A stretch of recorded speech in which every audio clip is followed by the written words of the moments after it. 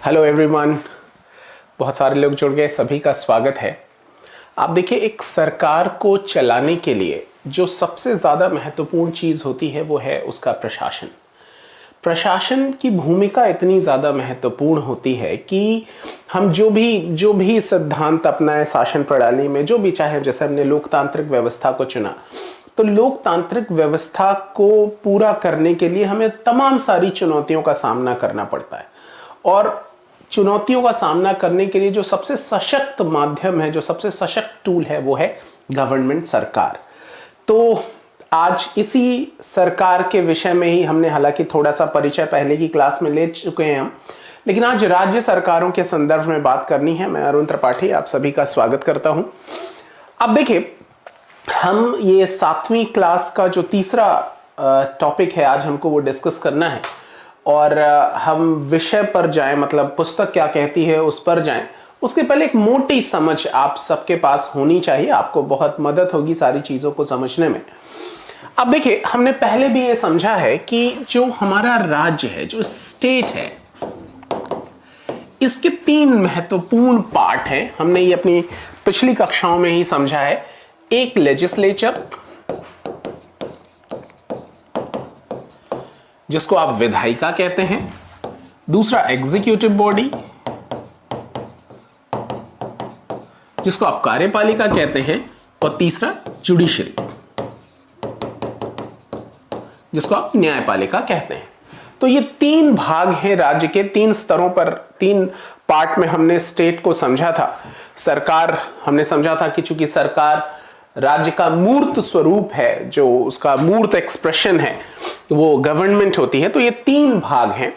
फिर हमने समझा था ये तीनों ही 2 स्तरों पे काम करते हैं, उनकी 2 इकाइयां हैं, एक सेंट्रल लेवल और एक स्टेट लेवल। एक सेंट्रल लेवल और स्टेट लेवल। ये यहां भी है, सेंट्रल लेवल और स्टेट लेवल।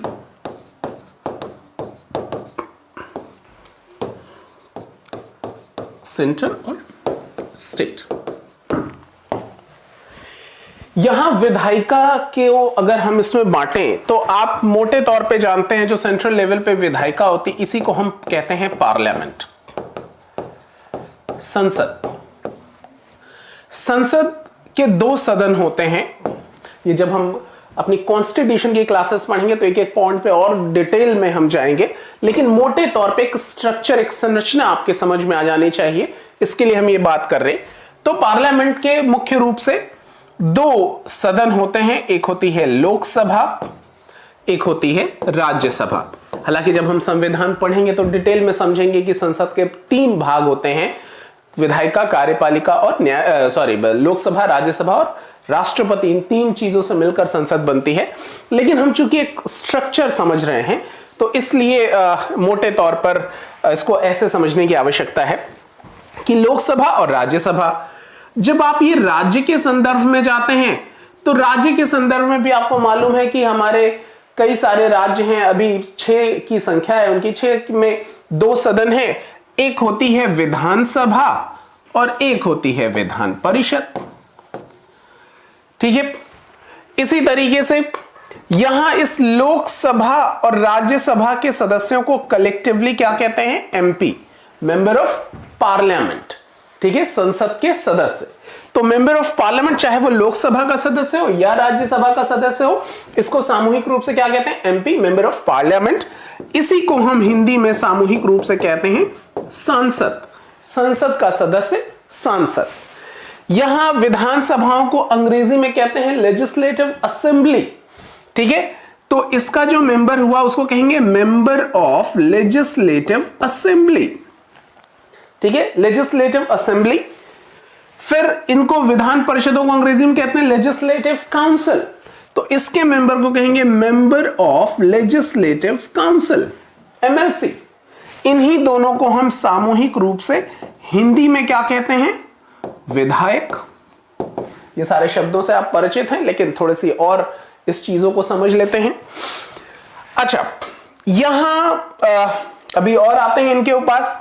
एग्जीक्यूटिव बॉडी में आपको मालूम है सेंटर में 3 चीजों से मिलकर विधायिका बनती है एक राष्ट्रपति, प्रेसिडेंट,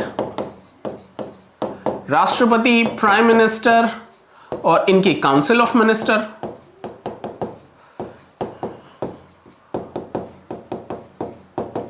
इनकी मंत्रिपरिषद। यहां राज्यों में भी तीन चीजों से मिलकर मिलती है, गवर्नर, राज्यपाल, चीफ मिनिस्टर और इनकी मंत्रिपरिषद, इनकी काउंसिल ऑफ मिनिस्टर्स, इनकी मंत्रिपरिषद। ठीक है, इसी तरीके से जुडिशरी सेंट्रल में है तो सुप्रीम कोर्ट कहलाती है और स्टेट में है तो हाई कोर्ट कहलाती है। ये सारी बातें हम कर भी चुके हैं पहले की क्लास में। इसको थोड़ा सा और समझने की, पूरी संरचना को थोड़े से और डिटेल में समझने की आवश्यकता है ताकि आप कार्य प्रणाली समझ पाएं, जो वर्किंग स्ट्रक्चर है, जो प्रक्रिया है शासन की, उसको आपको समझने में मदद मिले। इसलिए ये थोड़ी सी संरचना और डिटेल में समझने की आवश्यकता होती है। अच्छा, अभी जब संविधान पढ़ेंगे, मंत्रिपरिषद वगैरह पढ़ेंगे तो आप ये समझेंगे कि कैसे यहां के लोग ही चुने जाते हैं। थोड़ी सी हम बात और समझ लेते हैं। तो एक तो मुख्य रूप से ये लेजिस्लेचर का स्ट्रक्चर बहुत क्लियर होना चाहिए कि यहां आपने समझा है कि ये विधायक, ये जो एमपीज हैं, इनमें लोकसभा के सदस्य प्रत्यक्ष निर्वाचित होते हैं। ये डायरेक्ट जनता सीधे वोट करके चुनती है। हर कॉन्स्टिट्यूएंसी से जनता अपने रिप्रेजेंटेटिव्स को चुनती है और लोकसभा में भेज देती है। तो पूरे देश के हर अपने मतलब लोकसभा क्षेत्र से जनता अपने प्रतिनिधियों को चुनती है और संसद में भेजती है ताकि उनकी क्या दिक्कतें परेशानियां हैं उनका प्रतिनिधित्व हो सके। ठीक है, तो इनका चूंकि जनता सीधे चुनकर भेजती है तो इनका चुनाव डायरेक्ट होता है। राज्यसभा में ये राज्यों की सभा है, इसको आप अभी और डिटेल में समझेंगे। तो राज्यसभा चूंकि संसद का काम होता है कानून बनाना, और कानून बनाना, अब संसद कोई ऐसा कानून बना दे जो किसी राज्य सरकार के लिए लागू करने में बड़ी सारी दिक्कत हो, तो अब संसद कानून बनाए, राज्य सरकारों के पास दिक्कत हो, तो कानून बनाते वक्त ही एक कोऑर्डिनेशन होना बहुत जरूरी है कि अगर राज्य सरकारों से पूछ लिया जाए कि भाई ये कानून बन रहा है, are you okay with this, आपको कोई दिक्कत तो नहीं है, तो फिर अगर राज्य सरकारों की सहमति है तो फिर कोई दिक्कत नहीं होती, बाद में कोई चू चपड़ नहीं कर पाएंगे। तो उनकी भी सहमति ली जा सके जब देश के लिए कानून बनाया जा रहा है। तो इसी उद्देश्य से ये होगा कैसे, ये होगा तब ना जब राज्य सरकारों के प्रतिनिधि संसद में हो। तो इसी प्रतिनिधित्व को सुनिश्चित करने के लिए राज्य विधानसभाएं, अलग अलग राज्यों की विधानसभाएं अपने अपने प्रतिनिधियों को राज्यसभा भेजती, अपने अपने प्रतिनिधियों को चुनती है राज्यसभा के लिए। तो यहां चुन कौन रहा है, ये विधानसभाओं के सदस्य मतलब एमएलए। तो ये एमएलए हैं कौन, ये भी तो जनता के प्रतिनिधि हैं। तो इसका मतलब राज्यसभा में कौन चुन रहा है, ये जनता ही चुन रही है, लेकिन इनडायरेक्ट। ये सब हम थोड़ा और डिटेल में जब हम कोर्सेज को डिस्कस करेंगे आपसे, तो इन सारी चीजों को और डिटेल में लेके जाएंगे, एक एक चीज को बहुत ध्यान से। बस अभी मोटे तौर पर आप एक संरचना समझ लीजिए, उसी के लिए मैं ये सारी चीजें आपको बता रहा हूं। तो मैंने बताया लोकसभा में प्रत्यक्ष निर्वाचन के थ्रू जाते हैं, मतलब जनता सीधे चुनती है। राज्यसभा में अलग अलग विधानसभाओं के लोग उनके सदस्य चुनकर भेजते हैं ताकि राज्य सरकारों का प्रतिनिधित्व हो जाए, राज्यों का प्रतिनिधित्व संसद में हो जाए राज्यसभा के माध्यम से। इसी प्रकार से विधानसभा का भी चुनाव डायरेक्ट होता है, जनता सीधे चुनती है, जैसे अभी उत्तर प्रदेश विधानसभा चुनाव होने वाले हैं। तो अलग अलग राज्यों का जब विधानसभा चुनाव होता है, सदस्य लोग डायरेक्ट प्रत्यक्ष रूप से चुनते हैं। विधान परिषदों के जब चुनाव की बात आती है तो ये भी अप्रत्यक्ष माध्यम से होता है। कभी पंचायतों के लोग, म्युनिसिपल कॉर्पोरेशन के लोग, शिक्षक, ग्रेजुएट्स, इस तरीके से अलग अलग विभाजन होता है और उस पर ये सारी चीजें डिस्कस की जाती हैं, इस तरीके से पूरी संरचना बनती है।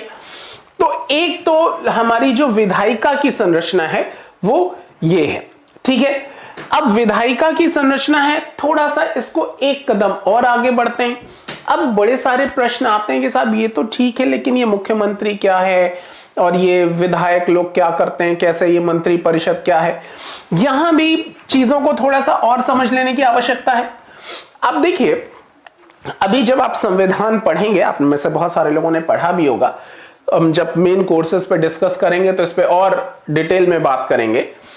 जो प्रशासन है, देश का प्रशासन राष्ट्रपति के माध्यम से चलाया जाता है, मुखिया है वो देश के, और उन्हीं का प्रतिनिधित्व राज्यपाल करता है अलग राज्यों में। आपको मालूम है कि जो हमारा पूरा देश है, चूंकि हमारा देश बहुत बड़ा देश है और विभिन्नताओं से भरा हुआ है, तो विभिन्नताओं से भरे हुए देश के प्रशासन को करना इतना आसान काम नहीं। बहुत सारी चुनौतियां हैं, बड़े सारे चैलेंजेस हैं। तो यहां सबकी जरूरतें भी अलग अलग हैं, सबकी अलग अलग एक्सपेक्टेशंस हैं। अच्छा, सबको एक साथ सबको समझ पाना, सबको एक साथ सेटिस्फाई कर पाना, ये मतलब बहुत मुश्किल काम है। तो हमने क्या किया है कि अपने पूरे देश को अलग अलग राज्यों में बांट रखा है, अलग अलग स्टेट्स में डिवाइड कर रखा है। ये सब बातें हम पहले भी समझ चुके हैं। आप में से जिन लोगों ने पुराने वीडियोस नहीं देखे, मैं उनको सजेस्ट करूंगा जरूर एक बार देखिएगा। तो अलग अलग राज्यों में विभाजित कर दिया है। मतलब क्या हमने देश का बंटवारा कर दिया? नहीं, ये एक तरीके की प्रशासनिक पार्टीशन, एक एडमिनिस्ट्रेटिव पार्टीशन है, प्रशासनिक बंटवारा है कि भाई आपकी जरूरत अलग अलग है, you decide what is good for you. ये आप तय कीजिए कि आपके लिए क्या उचित है, ये अपना तय करें, अपना सब अपना अपना तय करें। जब पूरे देश के बारे में तय करना होगा तो एक सेंट्रल गवर्नमेंट होगी जो डिसाइड करेगी। ठीक है, तो इस तरीके से हमारे देश में प्रशासनिक विभाजन है, यानी जो राज्य सरकारें हैं वो एक तरीके से केंद्र सरकारों की ही ब्रांच ऑफिस है, यू कैन से। ठीक है, यानी इस तरह से कहिए दूसरे शब्दों में कि केंद्र सरकार ने हमारे देश में हमारे देश की विभिन्नता का सम्मान रखते हुए उसको अलग अलग प्रशासनिक विभाजन कर दिया है, जिसको हम राज्य या प्रांत के रूप में जानते हैं। इतनी कहानी क्लियर है? अच्छा, जब राज्यों के प्रशासन की बात आती है तो राज्यों के प्रशासन की जिम्मेदारी होती है गवर्नर की। गवर्नर की जिम्मेदारी होती है, राज्यपाल की जिम्मेदारी होती है। राज्यपाल अपनी सभी शक्तियों का प्रयोग करते हैं with the advice of council of minister.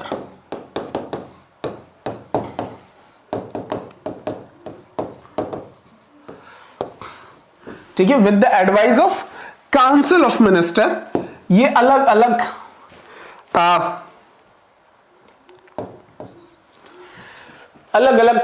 मंत्री, मतलब राज्यपाल जो भी करेंगे मंत्री परिषद की सलाह से ये करते हैं, मंत्री परिषद की सलाह से करते हैं।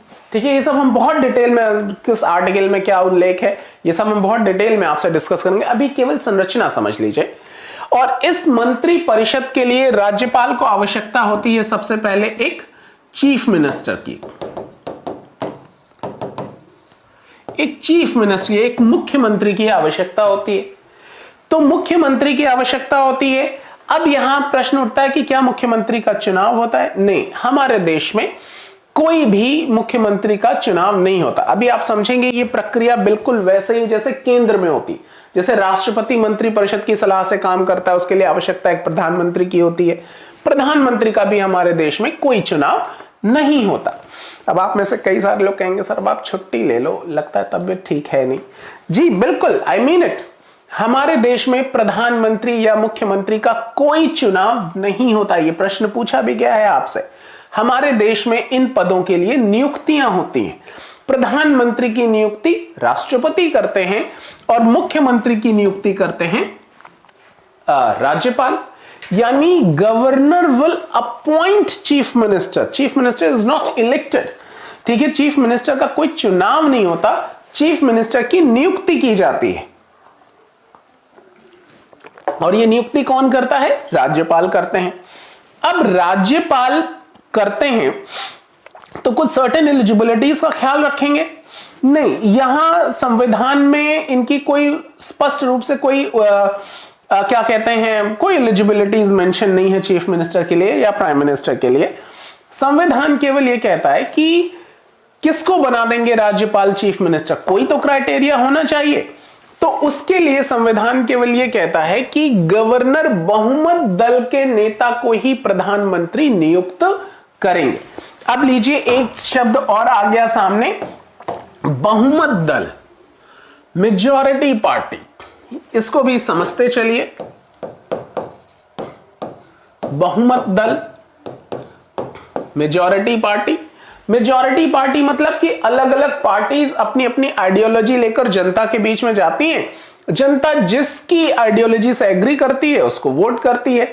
जिस पार्टी को सबसे ज्यादा वोट मिल गया वो बहुमत दल हो जाता है, मेजॉरिटी पार्टी हो जाती है। और मेजॉरिटी पार्टी जिसको अपना नेता कह देगी, गवर्नर उसको मुख्यमंत्री बना देंगे। तो जिसको कह देगी उसको, जी जिसको कह देगी उसको, ठीक है। अभी जैसे उत्तर प्रदेश की वर्तमान स्थिति पर विचार करें तो वहां बीजेपी बहुमत दल है। बीजेपी ने कहा कि हमारे नेता योगी आदित्यनाथ जी हैं, राज्यपाल ने उनको चीफ मिनिस्टर बना दिया। कल को बीजेपी किसी अन्य का नाम ले ले कि नहीं हमारे नेता राजनाथ सिंह जी हैं, ठीक है, तो इनको योगी जी को इस्तीफा देना पड़ेगा, राजनाथ सिंह जी चीफ मिनिस्टर बन जाएंगे। मतलब जिसको भी कह दे। क्या अगर बीजेपी मुझे कह दे कि मिस्टर अरुण हमारे नेता हैं, तो क्या वो मुझे भी चीफ मिनिस्टर बना देंगे? जी बिल्कुल बना देंगे। लेकिन आप सवाल पूछ सकते हो, सर आप तो विधानसभा के सदस्य हो ही नहीं, कोई फर्क नहीं पड़ता, मुझे 6 महीने के अंदर अंदर किसी न किसी सदन में सदस्यता लेने की जरूरत है, वो 6 महीने में। ये सारी प्रक्रियाएं संविधान में लिखी हैं, इस पर डिटेल में डिस्कस फिर करेंगे। तो अभी चूंकि हम संरचना के माध्यम से बात कर रहे हैं, तो ये सारे लोग, इनकी योग्यता भले ही स्पष्ट रूप से ना लिखी हो, लेकिन ये तो लिखा है ना, he should be member of Vidhan Sabha, legislative assembly या लेजिस्लेटिव काउंसिल के मेंबर होने चाहिए।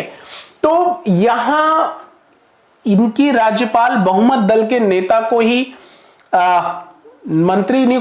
चीफ मिनिस्टर नियुक्त करेंगे, और फिर चीफ मिनिस्टर की सलाह से गवर्नर ही बाकी काउंसिल ऑफ मिनिस्टर की नियुक्ति करेंगे। यानी governor will appoint council of minister with the advice of chief minister. तो मोटे तौर पर यह प्रक्रिया है। यही सारी प्रक्रिया को डिटेल में आपके 7वीं कक्षा के एनसीईआरटी के अध्याय 3 में बहुत डिटेल में इसको समझाया गया है। तो हम सीधे पुस्तक के ही थ्रू चीजों को समझते हुए चलते हैं, ताकि आपके लिए चीजों को समझना और आसान हो जाए। तो मोटे तौर पे इन्हीं सारी बातों को, इन्हीं सारे तथ्यों को हमको वहां डिटेल में समझना है कि ये ओवरलाइनिंग थी जिसके बारे में हम आपसे बात कर रहे थे। तो आइए समझते हैं पुस्तक क्या कहती है। तो आज जो हमारा टॉपिक है वो है राज्य शासन कैसे चलता है। ध्यान रखिएगा, यहां राज्य शासन हमने बात की कि हमारा देश 2 लेवल में काम करता है। एक सेंट्रल लेवल जो पूरे देश के लिए शासन का ख्याल रखते हैं, और ये अलग अलग राज्यों में, अलग अलग स्टेट्स में डिवाइड है। तो राज्य शासन का मतलब हम एक यूनिट की बात कर रहे हैं कि एक प्रांत का शासन व्यवस्था कैसे चलती है, उसी पर आपको फोन करना है, ठीक है। चलिए फिर आगे बात करते हैं। ये क्या कहता है, पिछले वर्ष मतलब 6th क्लास के एनसीईआरटी में हमने ये चर्चा की थी कि शासन 3 स्तरों पर काम करता है। हमने भी अभी भी डिस्कस किया कि स्थानीय शासन, राज्य और केंद्र। हमने कुछ विस्तार के साथ स्थानीय शासन के कार्यों के बारे में जाना भी था। जी हमने पूरा पंचायती राज बहुत डिस्कस किया था, ठीक है। इस अध्याय में हम जानेंगे कि राज्य स्तर पर शासन कार्य कैसे करता है, ठीक है। मतलब राज्य शासन कैसे काम करता है, हमको इस टॉपिक में डिस्कस करना है। लोकतंत्र में राज्य का शासन किस तरह से किया जाता है, विधानसभा सदस्यों और मंत्रियों की क्या भूमिका है, लोग शासन के सामने अपने विचार कैसे रखते हैं या किसी कार्य की मांग कैसे करते हैं।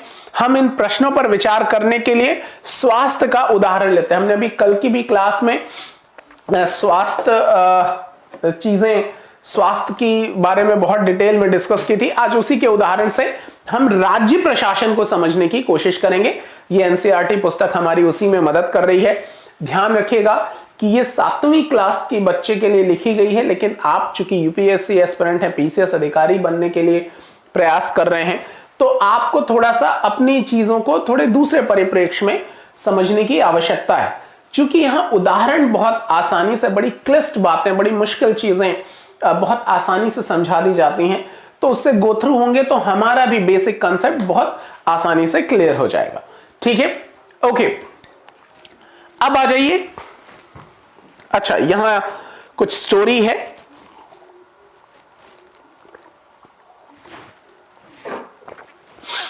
यहां जिम्मेदारी किसकी, ये यहीं से कहानी, यहीं से देखिए, आपको यहीं पर कॉन्शियस हो जाने की जरूरत हो जाती है कि जिस तरीके से एक एक लाइन यहां से आपको फोकस करती है कि आप चीजों को कैसे समझेंगे। अब यहां सबसे पहले कि अकाउंटेबिलिटी किसकी है, यह बड़ा महत्वपूर्ण चीज है जिस पर हम सभी को विचार करना है। तमाम सारे इश्यूज आते हैं, तमाम सारे मुद्दे आते हैं, तो एक बड़ा ऑब्वियस सा क्वेश्चन होता है कि इन सब के लिए कौन रिस्पॉन्सिबल है। तो एक सिचुएशन को डिस्कस किया जा रहा है, समझते हैं क्या कहती है ये किताब, क्या कहती है। यहां कुछ बच्चियां बात कर रहे हैं आपस में। देख यहां लिखा है कि अपने राज्य में पानी की कमी है और बहुत से लोग बीमार पड़ रहे हैं। मतलब अखबार पढ़ रही है बच्ची और अपनी सहेली से बात करती है, कहती है कि राज्य में पानी की कमी और बहुत से लोग बीमार पड़ रहे हैं। कई गांव में लोग गंदा पानी पीते हुए पाए गए। नदी नाले और तालाब सूख गए हैं। बुरी तरह से प्रभावित इलाकों में गांव में दूर दूर से पानी लेकर आ रहे हैं। जिला मुख्यालय पातालपुरम में लोगों को 3 दिनों में एक बार पानी की सप्लाई की जाती है। यहां का जिला चिकित्सालय मरीजों से अटा पड़ा हुआ है। इनमें बड़ी संख्या में हैजे से पीड़ित बच्चे हैं। टीवी पर समाचार में बताया गया था कि हैजे से 10 लोगों की मृत्यु हो गई। क्या ऐसा हो सकता है? क्या कोई सचमुच इससे मर सकता है? दूसरी सहेली कहती, क्या पता, बस मुझे ना हो जाए यह बीमारी। वो अपने बारे में चिंता करती है। उसी दिन दोपहर की बात होती है कि मेरी मम्मी ने कहा कि बाजार में कुछ ठंडा नहीं पीना। आज सुबह उन्होंने अपना एक भाषण मुझे सुना दिया, तुम्हें अपनी सेहत की जिम्मेदारी संभालनी चाहिए। फिर अचानक एक पुलिस कांस्टेबल रोकती इन बच्चों को। रैली के कारण यहां सड़क बंद है। रैली वालों ने विधायक के घर घेराव कर लिया है। सचमुच, लेकिन क्यों? उन्होंने कुछ कर दिया क्या? ये लोग उस काम पर गुस्सा दिखा रहे हैं जो उन्होंने नहीं किया, ये हंसते हुए कहती है। ठीक है, अब यहां से आप सिचुएशन को समझिएगा कि कैसे ये प्रशासन को संभालता है। यहां 2 बच्चे पहले अखबार पढ़ते वक्त राज्य की समस्याओं को डिस्कस करते हैं। हमारे आपके सामने भी रेगुलर तमाम सारी चीजें आती रहती हैं इस तरीके से हमारे दैनिक जीवन में। तो एनसीईआरटी की खूबसूरती यही है कि उन्हीं दैनिक जीवन के रोजमर्रा के जो उदाहरण हैं उन्हीं के माध्यम से आपको प्रशासन के स्वरूप को समझाने की कोशिश करती है। तो एक बार इससे हम गो थ्रू हो लें कि ये कैसे, ये क्या कहना चाह रही है। ओके, तो फिर ये और हम ये मांग, अच्छा यहां नेताजी भाषण दे रहे हैं, और हम ये मांग करते हैं कि अधिकारी तुरंत स्वास्थ्य की स्थिति पर नियंत्रण पाने के लिए कदम उठाएं। हमारे विधायक को इसकी जिम्मेदारी लेनी पड़ेगी। फिर वो दोस्त बात करते हैं, कैसी ऊंची आवाज है इनकी, ये कोई नेता वेता होंगे। कह रहे मैंने इन्हें टीवी पे देखा, ये विरोधी दल के हैं। अब ये विरोधी दल क्या होता है, ये भी थोड़ा सा आपको समझ लेने की जरूरत है। ये अपोजिशन क्या होता है, यहीं पर थोड़ी सी बात समझ लेते हैं। यहां पर विरोधी दल, आप इसको ऐसे समझिए कि हालांकि हमारे संविधान में अपोजिशन का कहीं कोई उल्लेख नहीं है, स्पष्ट रूप से कहीं कोई उल्लेख नहीं है। पहली बार ऑफिशियल जो अपोजिशन है वो 1977 में आया, जब जनता दल की सरकार बनी थी। पहली बार एक गैर कांग्रेसी सरकार बनी थी, Morarji Desai become prime minister that time. तो पहली बार गैर कांग्रेसी सरकार बनी थी और पहली बार स्पष्ट रूप से बहुमत सामने आया था। अपोजिशन एकदम इस तरीके से उभर के सामने आया था। लेकिन अपोजिशन का महत्व बहुत ज्यादा है पॉलिटिकल साइंस में। अगर आप देखें तो अपोजिशन का जो मुख्य उद्देश्य है, जैसे जो भी सत्ता में रहता है, जो भी रूलिंग पार्टी है, आप देखिए जो भी सत्ता में है, जो व्यवस्था है कैसे काम करती है कि जो भी लोग पावर में हैं, मतलब जो सत्ता में है, वो 2 तरीके के लोग हैं। एक तो हैं जो रूलिंग पार्टी है, जो सत्तारूढ़ पार्टी है, जो एक सत्ता में है, जिनकी जो भी पावर है, जैसे उदाहरण के तौर पर भी बीजेपी ले लीजिए, वो सत्ता में है, सत्तारूढ़ है, ठीक है, उनके पास अथॉरिटी है, पावर है। दूसरे हैं अपोजिशन, जिसको आप कहते हैं विपक्ष। ये विपक्ष है, ठीक है। अच्छा, ये विपक्ष के लोग भी मेंबर ऑफ पार्लियामेंट हैं, ठीक है, मेंबर ऑफ पार्लियामेंट, विधानसभाओं में मेंबर होते हैं ये राज्य स्तर पर, तो ये लोग भी हैं। लेकिन चूंकि इनका बहुमत नहीं है, ठीक है, बहुमत नहीं है, इसलिए ये सरकार नहीं बना पाए। अभी आपने समझा, बहुमत दल की ही सरकार बनती है। तो चूंकि इनकी मेजॉरिटी नहीं है, जनता ने बड़ी संख्या में इनको नहीं चुना है, वो जो सत्ता में है उनको चुना है, तो ये सत्ता में है। अब पॉलिटिकल साइंस कैसे देखता है, राजनीति व्यवस्था में इनको किस तरीके से विश्लेषण किया जाता है कि जो लोग पावर में हैं, जो भी पावर में होता है, वो तमाम सारे डिसीजन ले रहे हैं, तमाम सारे निर्णय ले रहे हैं, क्योंकि हमारे यहाँ जो लोकतांत्रिक व्यवस्था है ये अप्रत्यक्ष माध्यम से हमारे शासन की बात करता है। यानी जनता का शासन तो है लेकिन अप्रत्यक्ष रूप से, यानी हमने अपना एक डिसीजन ले लिया वोट करते वक्त, उस वक्त हमने जो डिसीजन ले लिया, जिसको डिसाइड कर दिया, किसी एक दल को सत्ता सौंप दी। अब उसके बाद हमारे बिहाफ पर सारे निर्णय वो लेंगे, ठीक है, जिसको हमने सत्ता सौंपी है। ऐसे ही व्यवस्था चलती है हमारे यहाँ। हम रोजमर्रा के काम में हमारा इंटरफेयर नहीं होता, लेकिन जब वो हमारे बिहाफ पर रोजमर्रा के डिसीजन वो ले रहे हैं, जरूरी नहीं सभी निर्णय उनके ऐसे हों जो हमारे लिए हितकर हों या हम उससे सहमति रखते हों, लेकिन ये बात उनको बताएगा कौन, या उनके निर्णय में किसी तरीके की कोई कमियां हैं तो उसको हाईलाइट किए जाने की जरूरत है। तो जनरली हमें हमारी कमियां नहीं दिखती। तो जो भी, खास करके तब जब आप पावर में हो, तो इसीलिए विपक्ष की संकल्पना की गई कि ये सरकार को उनकी कमियों से अवगत कराएगा कि साहब आप ये काम नहीं कर रहे, और सरकारों को भी अपनी लिमिटेशंस का पता चलेगा, ये उसको दूर करके और बेहतर परफॉर्मेंस करेंगे। तो मोटे तौर पे सत्ता या विपक्ष का ये उद्देश्य होना चाहिए राजनीति शास्त्र के अनुसार, ठीक है। और देखिए तमाम सारे, इंग्लैंड का एग्जांपल लीजिए, इंग्लैंड में तो विपक्ष को शैडो कैबिनेट बोलते हैं, वो एकदम पैरेलल काम करती है रूलिंग पार्टी की तरह। हमारे यहां थोड़ा सा नेगेटिव एस्पेक्ट में हम इसको समझते हैं, खैर ये तो अलग डिस्कशन है।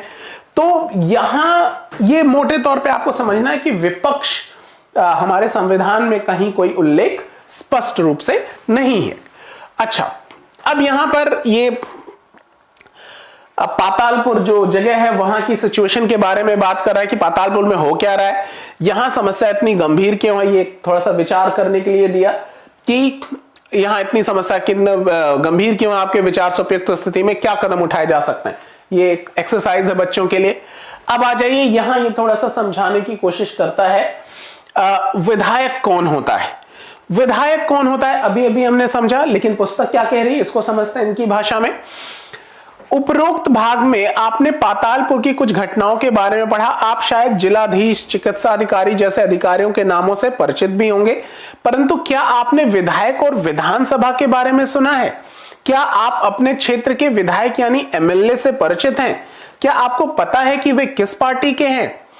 विधानसभा के सदस्य को विधायक कहा जाता है। मैंने अभी अभी बताया कि विधानसभा का सदस्य मतलब मेंबर ऑफ लेजिस्लेटिव असेंबली, ठीक है। तो लेजिस्लेटिव असेंबली के सदस्य हैं, इसीलिए इनको एमएलए कहा जाता है। MLA member of legislative assembly का संक्षिप्त रूप है। एमएलए का चुनाव जनता द्वारा किया जाता है, ठीक है। मैंने आपको बताया कि इनका चुनाव प्रत्यक्ष होता है, जनता सीधे चुनती है, जैसे उत्तर प्रदेश के भी चुनाव होने वाले हैं विधानसभा के, ठीक है। अब फिर वे लेजिस्लेटिव असेंबली के मेंबर यानी विधानसभा के सदस्य बन जाते हैं और सरकार बनाते हैं। इस प्रकार से हम कह सकते हैं कि विधायक जनता का प्रतिनिधित्व करते हैं। नीचे दिए गए उदाहरण से बात और अधिक स्पष्ट हो जाएगी, ठीक है। अच्छा, भारत के हर राज्य में एक विधानसभा है। हर राज्य कई निर्वाचन क्षेत्रों में बटा हुआ है। उदाहरण के लिए यहां दिए गए मानचित्र को देखिए, यहां बेसिकली जो पूरा देश है वो अलग अलग राज्यों में बटा हुआ है, और हर राज्य में जनसंख्या के अकॉर्डिंग वहां एक कॉन्स्टिट्यूएंट असेंबली होती है। हर एक मतलब एक कॉन्स्टिट्यूएंसी होती है कि जनता अपनी कॉन्स्टिट्यूएंसी से, अपनी विधानसभा क्षेत्र से अपना एक प्रतिनिधि चुनेगा। वो जनसंख्या के आधार पर ही इसका निर्धारण किया जाता है। ओके, तो भारत के क्या कहते हैं, उदाहरण के लिए यहां ये बताता है कि हिमाचल प्रदेश का एग्जाम्पल दिया है कि हिमाचल प्रदेश में 68 निर्वाचन क्षेत्र हैं। यानी अगर हिमाचल प्रदेश है तो उसमें 68 पार्ट में इसको, 68 कॉन्स्टिट्यूएंसी में इसको बांट रखा गया है। ओके, तो हर निर्वाचन क्षेत्र से जनता एक प्रतिनिधि चुनती है जो विधानसभा का सदस्य यानी विधायक बन जाता है। यानी जो भी विधानसभा में चुना जाएगा वो विधायक कहलाएगा। आपने ध्यान दिया होगा कि चुनाव में लोग अलग अलग पार्टियों के नाम से खड़े होते हैं, इसलिए ये विधायक अलग अलग राजनीतिक दलों के होते हैं। अब ये देखना है कि जनता किस दल को सबसे ज्यादा वोट करेगी, वो बहुमत दल हो जाएगा और उसी की सरकार बन जाती है। अच्छा, जो लोग विधायक होते हैं वे मंत्री या मुख्यमंत्री कैसे बन जाते हैं?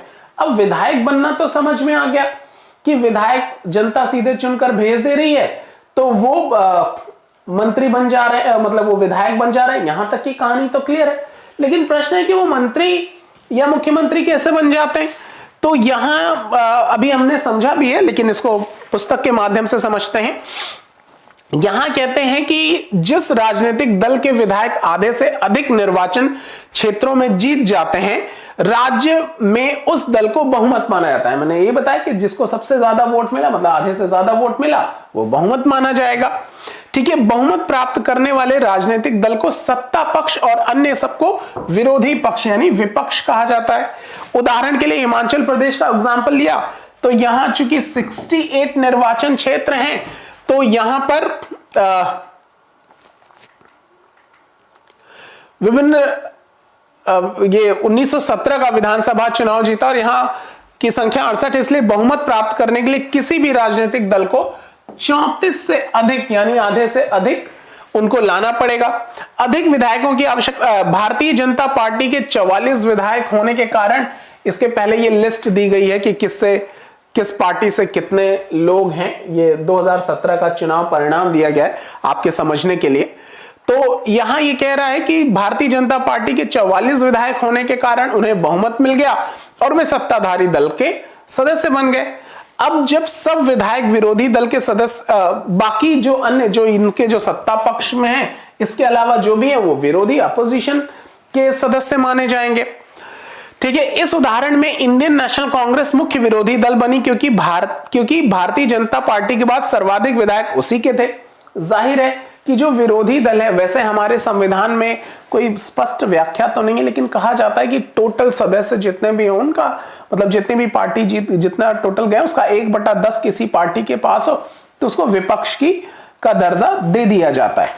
ठीक है, ओके। यहां कई सारे बच्चों के प्रश्न हैं कि साहब इसके नोट्स कैसे बनाएं। आप देखिए, ये हमने पहले भी बात की, अगर आपने पुराने वीडियोस देखे होंगे। यहां मोटे एक बार तो आपको स्ट्रक्चर समझने की जरूरत है। यहां से कुछ चीजें फैक्चुअल डिटेल्स में मिलती हैं, बहुत छोटी छोटी चीजें। मोटे तौर पे आप इसका रफ स्केच, एक संरचना जरूर बना लीजिए कि ये टॉपिक पढ़ रहे हैं, हमने क्या क्रक्स निकाला इसका। तो अगर उन पॉइंट्स को अगर आप लिखेंगे तो अपने नोट्स इसी तरीके से बनाएं ताकि वो नोट समझने बात, इस पॉइंट्स में हमने ये 10 बातें हमको सीखने को मिली कहानियों के माध्यम। कहानियां नहीं लिखनी है, कहानियों के माध्यम से फोकस किस बात पर है। ठीक है, उन तत्वों को एक्सट्रैक्ट करने की कोशिश कीजिए और अपने नोट्स बनाते वक्त उन्हीं चीजों का ख्याल रखेंगे। तो आप चाहे पाएंगे कि कई सारे टॉपिक तो ऐसे इनका आधे पेज में नोट्स बन जाएगा, कई सारे 1 पेज में नोट्स बन जाएगा। तो क्रक्स पे जरूर आप फोकस करें। ठीक है, हम यहाँ क्लासेस में एक बार लाइन बाय लाइन चीजें, देखिए मेरे लिए बड़ा आसान होता है मैं इसकी समरी बता देता, लेकिन मैं आपके साथ लाइन बाय लाइन पढ़ रहा हूं ताकि आपको वाकई ये विश्वास हो नहीं हमने एनसीईआरटी पढ़ ली। इन वीडियो के माध्यम से रोज एक क्लास पढ़ रहे और एक टॉपिक क्लियर, बाकायदा किताब में क्या लिखा हुआ है लाइन बाय लाइन, कोई समरी हम डिस्कस नहीं कर रहे। ठीक है, मैं आपको कॉन्स्टिट्यूशनल सारे एस्पेक्ट बता सकता है, लेकिन संविधान के डिस्कशन वो एक अलग है, अलग परिप्रेक्ष्य में उसको समझने की आवश्यकता है। एनसीईआरटी का रोल हमने पहले भी समझा है कि आपकी अलग अलग परीक्षाओं में इसका बड़ा इंपॉर्टेंट रोल है, चाहे वो प्रारंभिक परीक्षा हो, मुख्य परीक्षा हो, इंटरव्यू हो, एस्से के पेपर हो। तो एक तो भाषा, फैक्ट्स, इनका प्रस्तुतिकरण, जो एक्सप्रेशन है, ये सब आपको बहुत सीखने में मदद करती है। साथ में अगर जैसे मेरे जैसे तमाम सारे और टीचर्स आएंगे जो अपने अपने विषय के एक्सपर्ट हैं, तो हम इनका जोड़ेंगे कि साहब देखिए यहां से संविधान में कौन सा एस्पेक्ट है, किस पेपर में कहां मदद मिल सकती है, किस तरीके के प्रश्नों में जोड़ा जा सकता है, किन मुद्दों पे ज्यादा ध्यान देने की जरूरत है, तो आपके लिए थोड़ी सुविधा ज्यादा हो जाती है। तो जरूर इन्हीं उद्देश्यों के साथ ध्यान में रखकर पढ़िए। ठीक है, ताकि ज्यादा से ज्यादा चीजें समझ में आ जाए। ठीक है, ओके। अच्छा, तो अब ये आगे कह रहे हैं कि जो लोग जिनको बहुमत है वो सत्ता पक्ष के हो गए और बाकी जिनको बहुमत नहीं मिला वो विपक्षी दल के हो गए। ठीक है, विरोधी पक्ष में कुछ अन्य पार्टियां भी थीं और निर्दलीय उम्मीदवार भी थे जो चुनाव जीतकर आए थे। जाहिर है जो सत्ता के अलावा जो भी हैं वो सारे विपक्ष के माने जाएंगे। चुनाव के बाद सत्ताधारी दल के विधायक अपने नेता का चुनाव करते हैं। अभी मैंने बताया कि जो भी बहुमत दल होगा वो डिसाइड करेगा कि हमारा नेता कौन है, ठीक है। तो और नेता जिसको डिसाइड करेंगे वो मुख्यमंत्री बन जाएगा। जैसे मैंने एग्जाम्पल दिया कि बीजेपी को सबसे ज्यादा वोट मिले, वो बहुमत दल था, उसने कहा कि योगी आदित्यनाथ जी हमारे नेता हैं, राज्यपाल ने उनको मुख्यमंत्री नियुक्त कर दिया। वैसे यहां उदाहरण के तौर पे बता रहा है कि यहां भी भारतीय जनता पार्टी के विधायकों ने श्री जयराम ठाकुर को अपना नेता चुना। तो जयराम ठाकुर को नेता चुना तो राज्यपाल उनको नियुक्त कर देंगे। अब देखिए यहां ये फैक्ट है आपके सामने कि मुख्यमंत्री का कोई चुनाव नहीं होता, उनकी नियुक्ति होती है, अपॉइंटमेंट होती है। Chief minister is not elected, ठीक है, he has been appointed by the governor, ठीक है। ये राज्यपाल के द्वारा नियुक्त किए जाते हैं, इनका कोई चुनाव नहीं होता, ठीक है। तो इसके बाद मतलब जयराम ठाकुर साहब, इसने एग्जाम्पल भी दिया कि जयराम ठाकुर को बीजेपी बहुमत दल थी और बहुमत दल ने यानी बीजेपी ने अपना नेता के रूप में जयराम ठाकुर जी को चुना, राज्यपाल ने उनको मुख्यमंत्री नियुक्त कर दिया, ठीक है। अच्छा, और वो मुख्यमंत्री बन गए। उसके बाद मुख्यमंत्री मंत्रियों का चयन करता है, मतलब इसकी भी नियुक्ति राज्यपाल ही करते हैं, ये फैक्ट है, ठीक है। लेकिन किसकी सलाह पर? जिसको मुख्यमंत्री कहेगा राज्यपाल उसको मंत्री बना देंगे, ठीक है। तो मुख्यमंत्री मंत्रियों का चयन करता है। चुनाव के बाद राज्यपाल मुख्यमंत्री और अन्य मंत्रियों की नियुक्ति करता है। देखिए ये फैक्ट आ भी गया यहां, यही सारी चीजें आपको हाईलाइट कर लेनी है जब आप अपना नोट्स बनाएं। तो इसी तरीके से आ जाता है, ये प्रश्न पूछा भी गया है, प्रधानमंत्री के संदर्भ में पूछा गया कि निम्नलिखित कथनों में से सत्य कथन छांटिए। प्रधानमंत्री की नियुक्ति होती है, प्रधानमंत्री का चुनाव होता है, बहुमत दल चुनता है, राष्ट्रपति द्वारा नियुक्त किया जाता है, इस तरीके से प्रश्न पूछे जाते हैं। ओके, तो राज्यपाल मुख्यमंत्री और अन्य मंत्रियों की नियुक्ति करता है। अब यहां से आपका सवाल, यहां से एक तो ये फैक्ट है, फिर ये आप फाइंड आउट कीजिए, आपका होमवर्क है कि ये वाली बात कौन से आर्टिकल में लिखी हुई है, ठीक है। आर्टिकल मैं आपको एक लाइन में बता दूं, लेकिन ये आप ढूंढेंगे तो कई सारी चीजें और पढ़ेंगे, ठीक है। तो आप ये संविधान में लिखी गई बात है, ये कौन सा अनुच्छेद में इस बात का उल्लेख है कि राज्यपाल मुख्यमंत्री की और उनकी सलाह से अन्य मंत्रियों की नियुक्ति करेगा। ओके, मुख्यमंत्री तथा अन्य मंत्रियों का यह दायित्व है कि वे शासन के विभिन्न विभागों या मंत्रालयों को चलाएं। उसके अलग अलग कार्यालय होते हैं। आप अभी जब पढ़ेंगे काउंसिल ऑफ मिनिस्टर संविधान में तो आप पढ़ेंगे कि इसके 3 मुख्य भाग होते हैं मंत्री परिषद के। एक होती है काउंसिल कैबिनेट, ठीक है, जिसको मंत्रिमंडल बोलते हैं। उनकी सहायता के लिए राज्य मंत्री होते हैं और उनकी सहायता के लिए डिप्टी मिनिस्टर्स होते हैं जिनको उप मंत्री बनते हैं। इस तरीके से विभाजन किया जाता है। हम इसको बहुत डिटेल में डिस्कस करेंगे, लेकिन यहां पुस्तक इसको समझाने की कैसे कोशिश कर रहा है कि जो मंत्री हैं वो विभिन्न विभागों या मंत्रालयों को चलाएं। उनके अलग अलग कार्यालय होते हैं। विधानसभा ऐसा स्थान होता है जहां सभी विधायक, चाहे वे सत्ताधारी दल के हों अथवा विरोधी दल के, विभिन्न विषयों पर चर्चा करने के लिए एकत्र होते हैं। अब ध्यान रखिएगा, जैसे संसद है तो संसद में जो भी चुने गए सदस्य हैं वो एमपी हैं। जैसे मिस्टर नरेंद्र मोदी, वो एक सदस्य के रूप में केवल एक मेंबर ऑफ पार्लियामेंट है, वो बनारस के एमपी हैं। जब भी कानून बनेगा कोई तो नरेंद्र मोदी जी का वोट का मतलब एक एमपी का वोट, एक लोकसभा के सदस्य का वोट। लेकिन जब उत्तरदायित्व की बात आएगी तो वो प्रधानमंत्री होंगे। ये सारी चीजों को भी डिस्कस करना भी है। यहां भी ये बता रहा है कि लेकिन जब भी कानून बनेगा तो उस पर डिस्कशन होगा। और आप देखिए इन्हीं सब आधारों पे आप वर्तमान राजनीति को भी समझ सकते हैं। आप देखिए कृषि बिल पर अभी डिस्कशन था, तो कृषि बिल पर डिस्कशन होने के दौरान जब उसको वापस लिया जा रहा था और उसका डिस्कशन था, प्रधानमंत्री उसमें शामिल ही नहीं थे। तो ये सारी चीजें आलोचना का कारण बनता है। तो इन चीजों को थोड़ा सा ध्यान रखने की आवश्यकता है।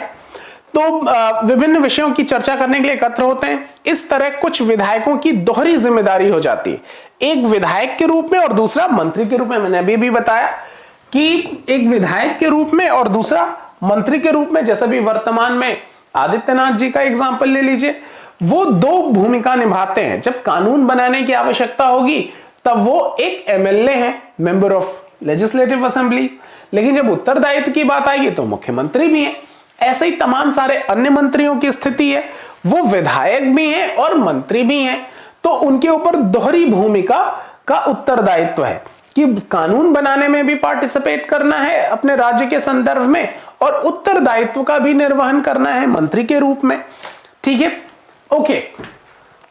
अब इसके बारे में अभी आगे पढ़ेंगे। अच्छा, विधानसभा में एक बहस, यहां एक एग्जाम्पल दे रहा है, ये भी एग्जाम्पल के माध्यम से आपको कार्यप्रणाली समझने का, जो इनका वर्किंग कल्चर है वो समझने में आपको बहुत मदद मिलेगी। ठीक है, यहां पर ये कहता है, आफरीन सुजाता और उनके विद्यालय से कई अन्य विद्यार्थियों ने विधानसभा देखने के लिए राजधानी की यात्रा की। विधानसभा एक अत्यंत भव्य तथा प्रभावशाली, ठीक है, वो हॉल में गए, पहुंचे, ठीक है।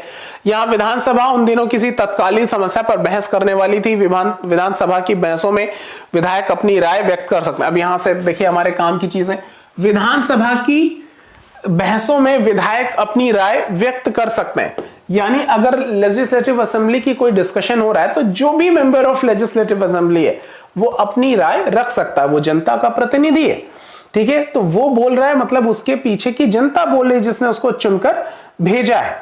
ठीक है, तो यहां विधानसभा की बहसों में विधायक अपनी राय रख सकते हैं, संबंधित विषय पर प्रश्न पूछ सकते हैं।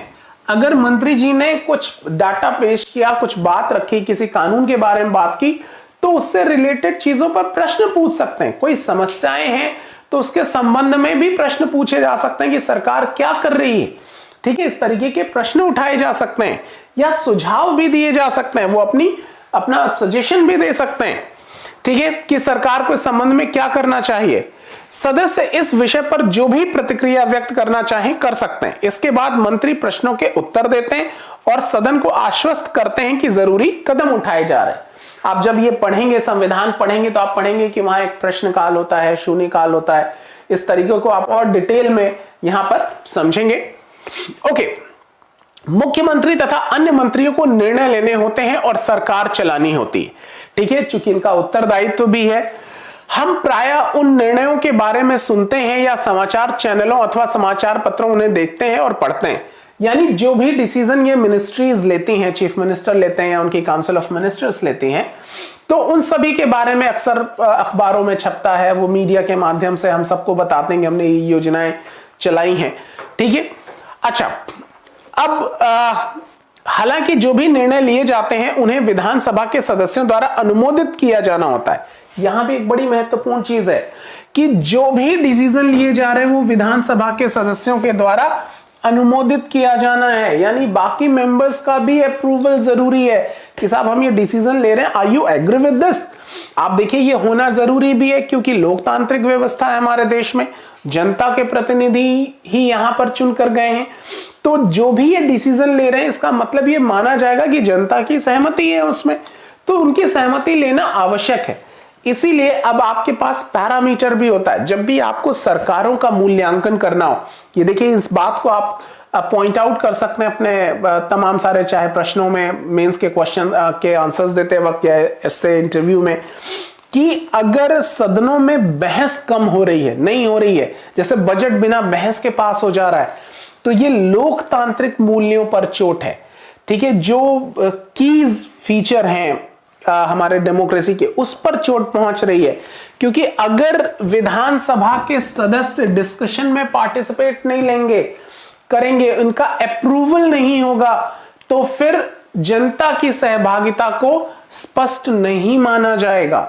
इसलिए जरूरी है कि सरकारें जो भी सत्ता में हैं, जो भी डिसीजंस ले रही हैं, इस बात का ख्याल रखें कि कम से कम वो बहुमत से तय हो, उसमें सहमति सबकी हो। ठीक है, जिन बातों में असहमति है उसका भी निराकरण सरकार करे। ठीक है, अगर कोई बात कह रही है, कोई विरोध है किसी सदस्य का, तो उसको संतुष्ट करने की जिम्मेदारी सरकार की होती है, सत्ता पक्ष की होती है। ठीक है, ये व्यवस्था हमारे देश में बनी और ये आपके लिए बहुत मूल्यांकन करने का एक पैरामीटर है कि आप इसको देख पाएं कि क्या वाकई ऐसे हो रहा है या नहीं हो रहा है। ओके, लोकतंत्र में विधानसभा सदस्य मंत्रियों और मुख्यमंत्रियों से प्रश्न पूछ सकते हैं। ठीक है, यानी जो भी सदस्य हैं, चूंकि आप अभी आगे पढ़ेंगे कि जो मंत्री परिषद होती है वो सामूहिक रूप से उत्तरदायी होती है विधायिका के प्रति, लेजिस्लेचर के प्रति। केंद्र लेजिस्लेचर में आप समझेंगे कि मंत्री परिषद सामूहिक रूप से उत्तरदायी होती है लोकसभा के प्रति।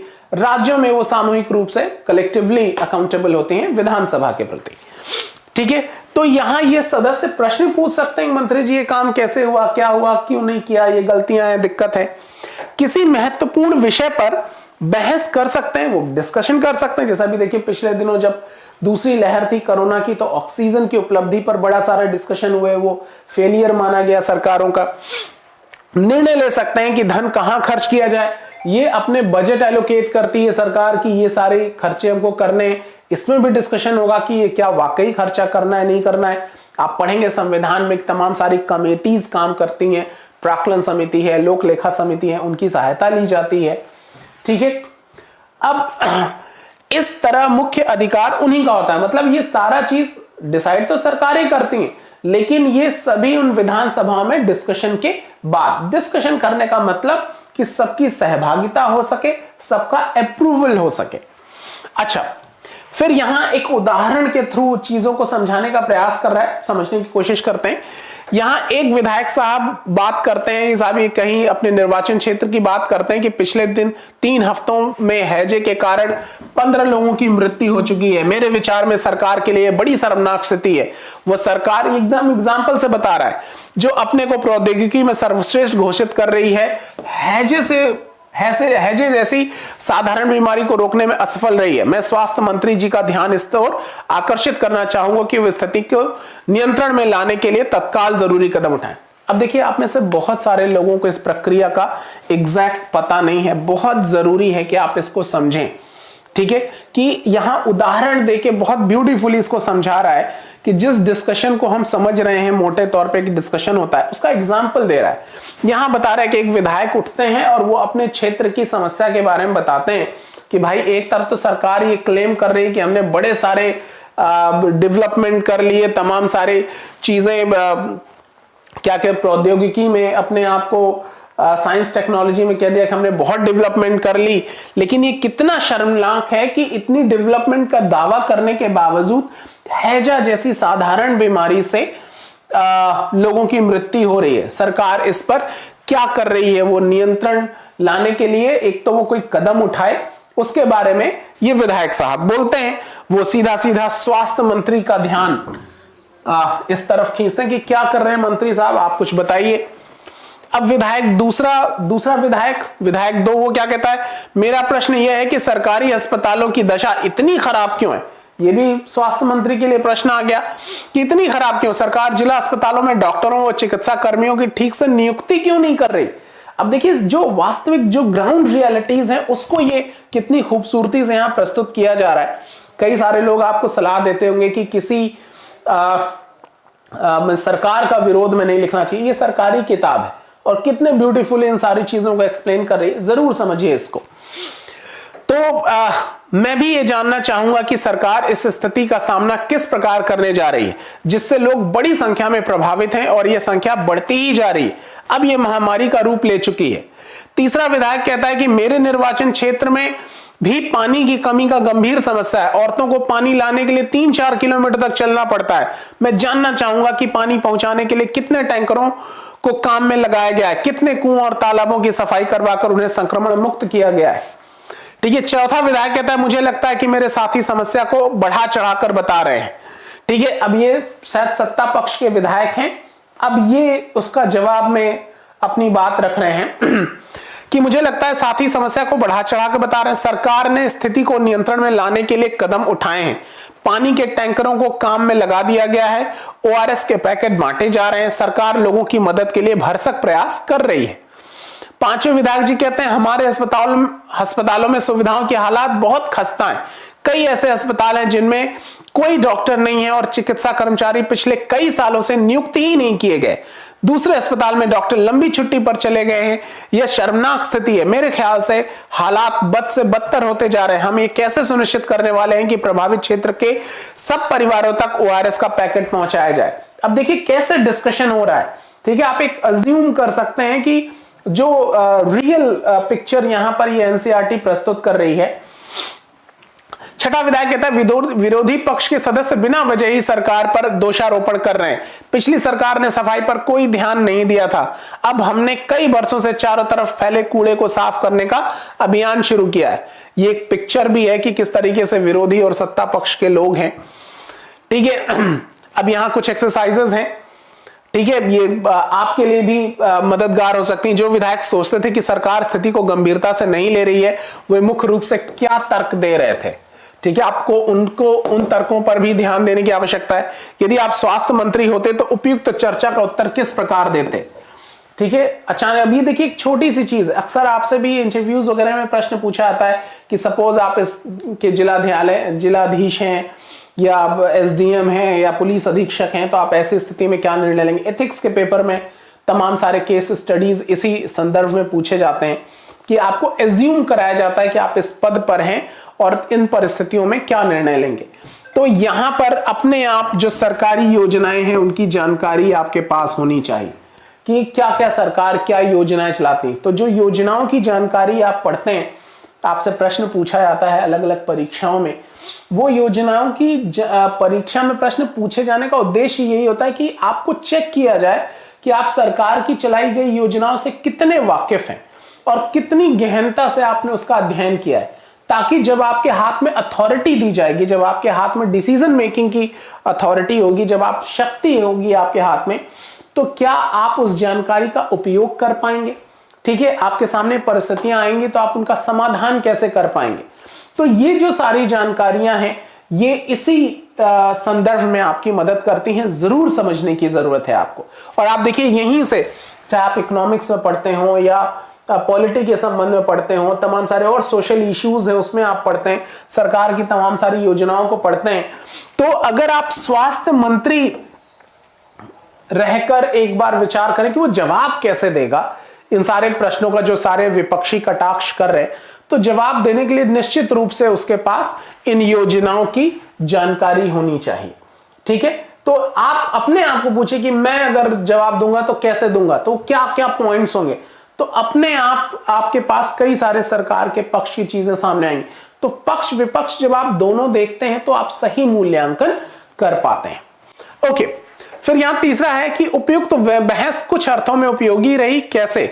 अगर ये जो बहस आपको दिख रही है, ये अगर आपको लगता है कि यूजफुल है, इस तरह की बहस होनी चाहिए, तो निश्चित रूप से लोकतंत्र में किसी के पास एब्स्ट्रैक्ट पावर नहीं है, मतलब नहीं कि इंडेफिनिट पावर है, उनके ऊपर भी नियंत्रण है। जनता प्रश्न पूछ सकती है, उनका उत्तरदायित्व है। ठीक है, तो ये प्रश्न पूछा जाना लोकतंत्र को मजबूत करता है। ठीक है, तो ये सारे उपयोगी हैं इस संदर्भ में। इस तरीके की बातें आपको भी सोचने की आवश्यकता है। आप देखिए सारे प्रश्न आपकी पढ़ाई लिखाई को एक साथ कैलकुलेट कर लेते हैं कि आपने चीजों को समझा भी है या नहीं समझा है। फिर कहता है व्याख्या कीजिए कि सरकार की कार्यप्रणाली में एक सामान्य विधायक और उस विधायक में जो मंत्री भी है क्या अंतर है।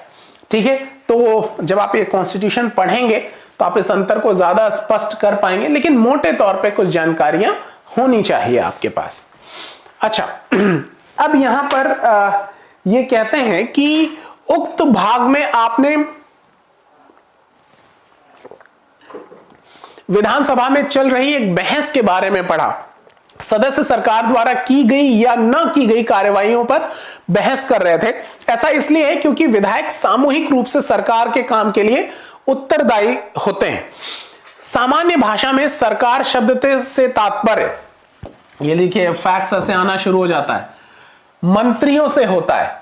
यानी जो मंत्री है, जो मंत्रिमंडल है, वही सरकार है मोटे तौर पे।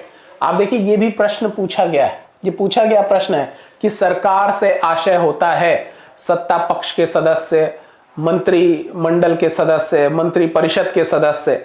ठीक है, तो जो भी मंत्री हैं उन्हीं को मोटे तौर पर सरकार कहा जाता है, क्योंकि एग्जीक्यूशन, जो भी नीति निर्माण है उसको कार्यान्वित करने का, उनको एग्जीक्यूट करने की रिस्पॉन्सिबिलिटी इन्हीं मिनिस्टर्स पे होती। इसीलिए इनको गवर्नमेंट कहा जाता है, इन्हीं को सरकार कहा जाता है। इन सबका सामूहिक प्रमुख मुख्यमंत्री होता है। ठीक है, राज्य संदर्भ में, राज्यों के संदर्भ में मुख्यमंत्री होता है, देश के संदर्भ में प्रधानमंत्री होता है। सही मायने में तो यही सरकार का कार्यकारी हिस्सा यानी कार्यपालिका कहलाता है। यानी जो ये गवर्नमेंट है, भले ही ये मेंबर ऑफ लेजिस्लेचर हो, विधायक हो, ठीक है, लेकिन मंत्री के तौर पर, मंत्री की हैसियत से ये कार्यपालिका का भी अंग होते हैं। जब नीति निर्माण की, कानून बनाने की बात आएगी तो ये सारे विधायक के रूप में कार्य करेंगे और विधायिका के सदस्य कहलाएंगे, लेकिन मंत्री की हैसियत से ये सारे विधायक कार्यपालिका के सदस्य माने जाएंगे। ठीक है। अच्छा, दूसरी तरफ सारे विधायक जो विधानसभा में एकत्र होते हैं विधायिका कहलाते हैं, यानी पूरा विधान मंडल मिल के इकट्ठा, वो लेजिस्लेटिव कहलाता है। एग्जीक्यूटिव वही कहलाएंगे जो मंत्री। फिर से दो बातें निकल के आई कि सारे विधायक जो होंगे वो क्या कहलाएंगे, कलेक्टिवली वो लेजिस्लेटिव बॉडी के मेंबर कहलाएंगे। चूंकि विधानसभा का वो काम क्या है, कानून बनाना, प्रदेश के लिए कानून बनाना। तो सारे विधायक क्या होंगे, किसका हिस्सा होंगे, कार्यपालिका का या विधायिका का? ऑब्वियसली विधायिका का। लेकिन उन्हीं विधायकों में से कुछ विधायक मंत्री भी हैं, तो मंत्री होने के नाते वो कुछ विधायक कार्यपालिका, विधायिका का हिस्सा तो ही है विधायक के रूप में, और मंत्री होने के नाते वो कार्यपालिका का भी हिस्सा होंगे। इस बात को भी जरूर आपको समझने की आवश्यकता है। ये बहुत छोटी छोटी चीजें हैं, लेकिन आप जरूर ध्यान में रखिए कि जो विधानसभा में एकत्र होते हैं वो विधायिका कहलाते हैं, और सरकार के रूप में जो काम करते हैं, मंत्री के रूप में काम करते हैं, वो कार्यपालिका का भी हिस्सा होते हैं। ठीक है। अच्छा, विधायिका के रूप में वे सरकार के कार्यकारी हिस्से को काम करने का अधिकार देते हैं, मतलब यही जो कानून बनाते हैं और फिर अथॉरिटी देते हैं गवर्नमेंट को कि आप इसको एग्जीक्यूट कीजिए, और फिर उसके काम की जांच भी करते हैं। इन सारी चीजों पर डिस्कशन करते हैं कि वो जो काम सौंपा था वो ठीक से किया या नहीं किया।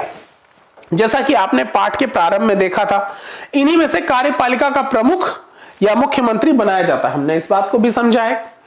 अच्छा, फिर ये बात करते हैं शासन की कार्यप्रणाली क्या है। ठीक है, कि ये एडमिनिस्ट्रेशन कैसे काम करता है। अब यहां ये बता रहा है कि केवल विधानसभा में ही सरकार के काम के बारे में टिक्का टिप्पणी और सरकार से कार्रवाई की मांग नहीं की जाती।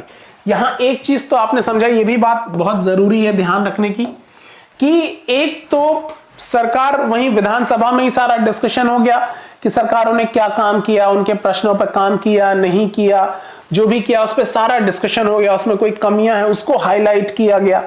ठीक है, ये सारे डिस्कशन एक तो विधानसभा में ही हो गए, लेकिन अकेले वही नहीं कि वहीं पर ये सारे डिस्कशन हो रहे हैं। और कहां डिस्कशन हो रहे हैं, आप नियमित रूप से अखबार, टीवी चैनलों और अन्य संगठनों को सरकार के बारे में बात करते हुए देखते हैं।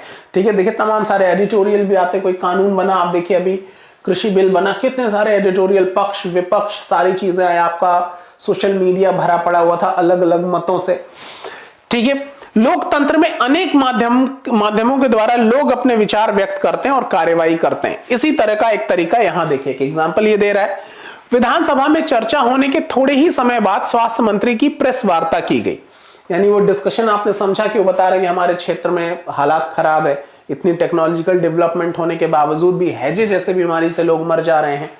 ठीक है, तो इसमें से विभिन्न समाचार पत्रों के प्रतिनिधि काफी संख्या में आए थे। प्रेस, जब भी कोई प्रेस रिलीज होता है तो प्रेस रिलीज में एक प्रेस कॉन्फ्रेंस होता है जिसमें वो अपनी बात कहते हैं। प्रेस रिलीज मतलब सरकार अपनी योजनाएं बता देती है, साहब हमने ये डिसीजन लिया है, और वो जनता तक प्रेषित करती हैं, उनको टेलीकास्ट करती हैं। तो मंत्री ने सरकार द्वारा उठाए गए कदमों के बारे में बताया। इस प्रेस वार्ता में अखबारों के संवाददाताओं ने अनेक प्रश्न पूछे। इन चर्चाओं की रिपोर्ट विभिन्न समाचार पत्रों में प्रकाशित हुई। अगले पृष्ठ पर ऐसी एक रिपोर्ट दी गई। अब देखिए, पहले लेवल पे तो प्रश्न विधानसभा में पूछा गया, जो अलग अलग विधायक लोग थे उन्होंने सारे प्रश्न पूछे।